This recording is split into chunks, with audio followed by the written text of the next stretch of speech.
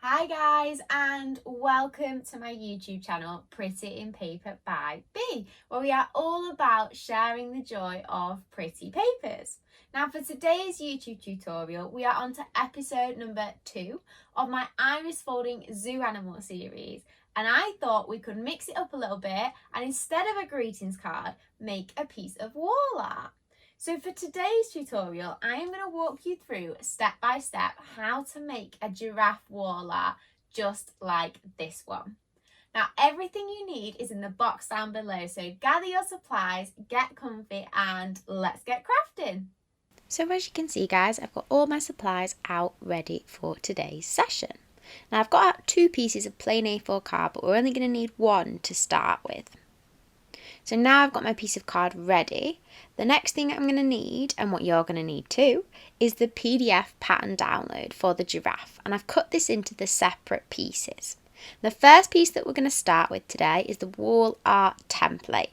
Now this is made to fit an A4 piece of card. So you just need to position this over the top of your piece of card and draw around the outline of the giraffe, pressing into the card to create an indented line.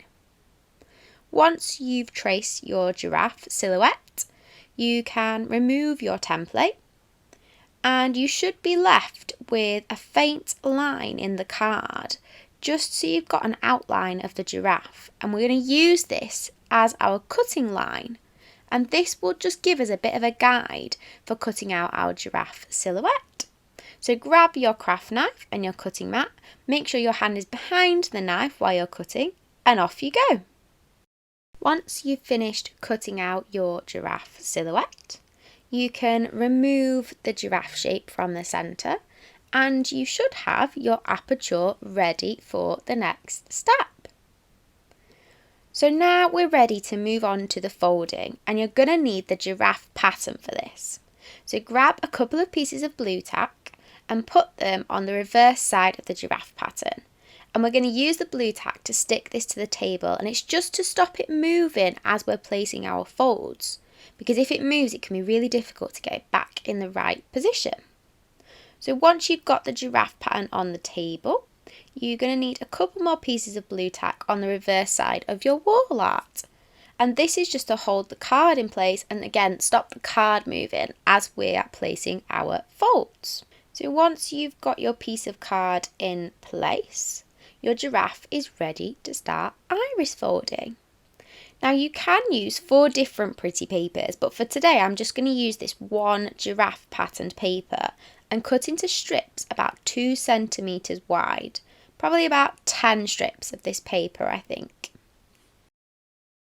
Once you've cut out your pretty paper strips, grab your pattern guide and this will tell you where to place each of your pretty papers. Now if you're just sticking with the one paper like me today, it's really simple because we're just following the numbers. Alternatively, you can use 4 different pretty papers and follow the pattern guide. Grab the strip of your pretty paper A and fold over an edge of about 0.5 to 0.7 millimetres, just so you've got a nice crease in your paper. Once you've done this, you want to make sure the folded edge is facing the centre of the giraffe and cut a strip large enough to cover section 1 on the pattern.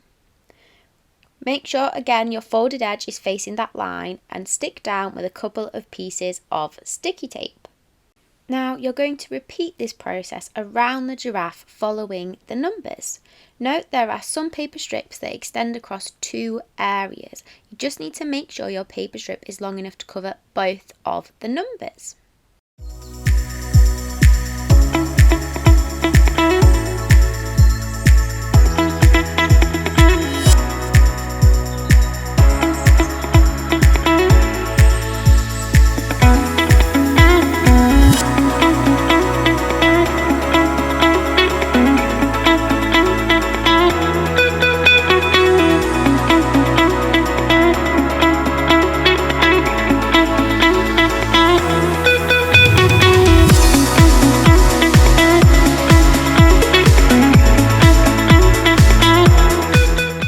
Once the final strip of your pretty papers is in place, we need to cover the hole in the centre.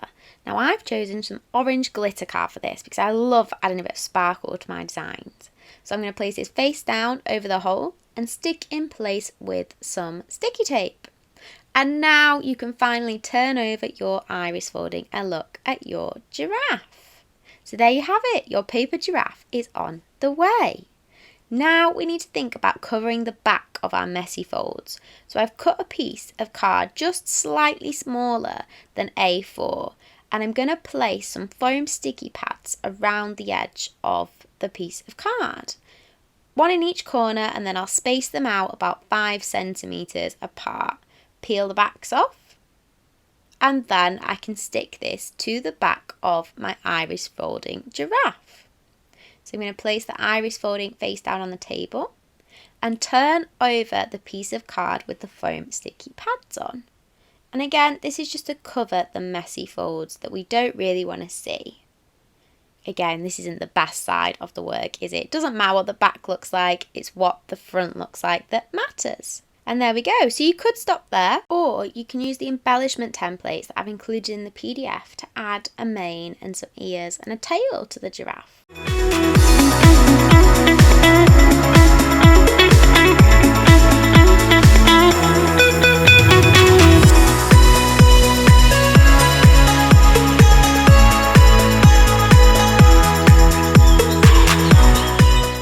Once you've finished adding your final giraffe details, again, you could stop here. There's no need to add anything else to the front of this. Or you could personalise your wall art.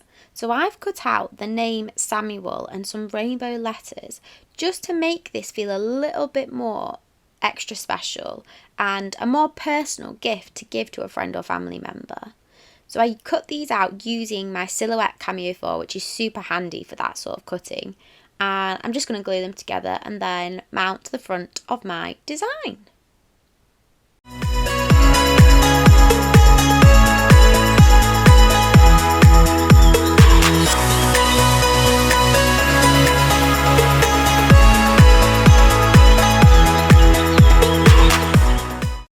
Once your name is glued down in place, if you've chosen to add one, again, then we're pretty much done here. I'm just going to add an A4 picture mount to finish this off, and then it would fit nicely in an A4 photo frame. And there you have it, guys. We are done here. So thank you for watching, and don't forget to like and subscribe.